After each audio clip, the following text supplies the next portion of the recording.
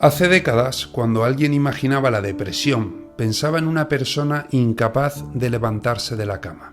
Alguien completamente roto, aislado, destruido. Pero la mayoría de veces no funciona así, porque algunas de las personas más deprimidas que existen siguen yendo a trabajar. Siguen contestando mensajes, siguen saliendo con amigos, siguen sonriendo en fotos y aún así viven con la sensación constante de que algo dentro de ellos se está apagando lentamente. Nunca en la historia habíamos hablado tanto de salud mental y aún así millones de personas siguen sintiéndose vacías en silencio.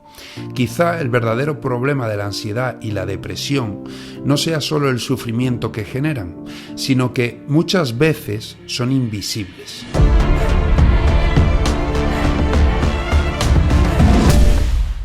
Piensa en esto. Imagina una cafetería cualquiera a las 8 de la tarde. Hay gente hablando. Alguien trabaja con el portátil. Una pareja se ríe al fondo. Suena música suave. Y en una de las mesas hay una persona aparentemente normal mirando una taza de café. No está llorando. No está teniendo un ataque de pánico. No parece loco. Probablemente, si pasaras a su lado, no notarías nada extraño, pero dentro de esa persona puede estar ocurriendo una guerra completamente distinta, porque el malestar psicológico no siempre explota hacia afuera, muchas veces reorganiza el mundo desde dentro. De repente, cosas simples empiezan a sentirse más pesadas, el futuro parece más incierto, las decisiones cuestan más. La mente anticipa problemas constantemente y actividades que antes producían ilusión empiezan a sentirse vacías. Lo interesante es que este fenómeno no es excepcional. La ansiedad y la depresión no son anomalías rarísimas que afectan solo a unas pocas personas. Son parte del repertorio emocional humano y eso cambia mucho la manera de entenderlas, porque solemos imaginar la salud mental como una división clara entre personas sanas y personas enfermas. Pero la realidad psicológica es mucho más difusa. Hay personas funcionales que viven en un estado permanente de tensión. Hay personas exitosas que sienten un vacío constante. Hay personas socialmente integradas que experimentan una profunda desconexión emocional. Y muchas veces nadie lo nota. De hecho, una de las características más inquietantes del malestar psicológico moderno es precisamente esa, su capacidad para pasar desapercibido. No deja cicatrices visibles, no siempre altera la conducta de forma dramática, no genera necesariamente grandes acontecimientos. A veces simplemente se instala como un filtro que modifica la manera en que interpretas la realidad. Y aquí aparece algo inquietante. La depresión y la ansiedad no solo afectan el estado de ánimo, también afectan a la percepción. Cuando alguien entra en estados prolongados de ansiedad, el cerebro empieza a detectar amenazas con mayor facilidad. La incertidumbre pesa más. El futuro parece menos estable. La anticipación negativa aumenta.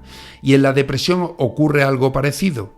Las personas deprimidas no solo se sienten tristes, muchas veces empiezan a percibir el mundo como un lugar más gris, más lento, menos prometedor, como si la realidad perdiera intensidad emocional. Por eso este tipo de sufrimiento puede ser tan difícil de explicar desde fuera, porque no siempre consiste en un dolor concreto. A veces consiste en una transformación silenciosa de la experiencia cotidiana. La vida sigue ocurriendo, pero ya no se siente igual. Y esto cambia completamente la forma de entender la depresión y la ansiedad. Y quizá una de las razones por las que tantas personas se sienten confundidas respecto a su propio malestar es porque esperan señales extremas. Piensan, si puedo trabajar, entonces no estoy mal. Si sigo saliendo de casa, entonces no puede ser ansiedad. Si sonrío a veces, entonces no puedo estar deprimido. Pero la mente humana no funciona de forma tan simple. El sufrimiento psicológico no aparece siempre como un colapso repentino. Muchas veces aparece como desgaste, como una erosión lenta, una especie de ruido de fondo constante que acompaña al día a día. Y eso encaja perfectamente con el mundo moderno. Vivimos en una sociedad hiperestimulada, competitiva y acelerada. Una sociedad donde el cerebro humano recibe más información, comparación social e incertidumbre que en prácticamente cualquier otro momento de la historia.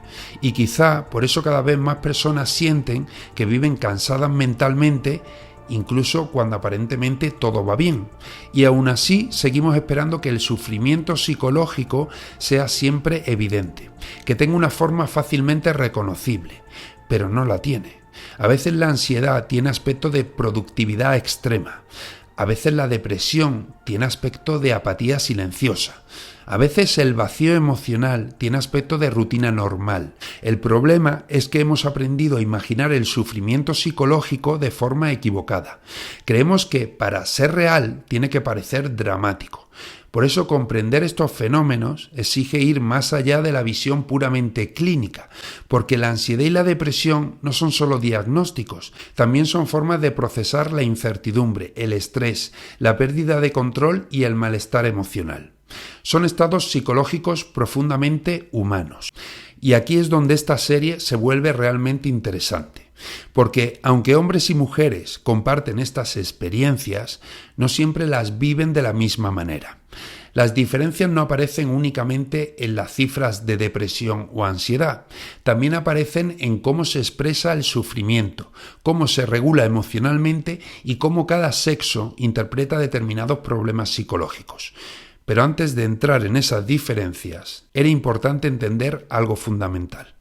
El malestar psicológico no siempre grita. A veces simplemente se siente en silencio en una cafetería, mientras el resto del mundo sigue moviéndose alrededor. Entender por qué ocurre esto puede ayudarnos a comprender no solo cómo sufrimos, sino también cómo funciona realmente la mente humana. Durante los próximos vídeos vamos a explorar cómo la ansiedad, la depresión y el estrés moldean la experiencia psicológica humana, porque comprender el sufrimiento psicológico también exige comprender las distintas formas en que hombres y mujeres aprenden a vivirlo. Vamos a hablar de vulnerabilidad emocional, neuroticismo, biología del estrés, sistemas de alerta, depresión y suicidio masculino. Porque comprender el sufrimiento psicológico exige también entender las diferencias que existen en la forma de vivirlo. Soy Manuel García y analizo las diferencias entre hombres y mujeres desde la psicología, la biología y la evolución, sin consignas, con datos. Recuerda, la evolución no diseña ideologías, diseña estrategias de supervivencia.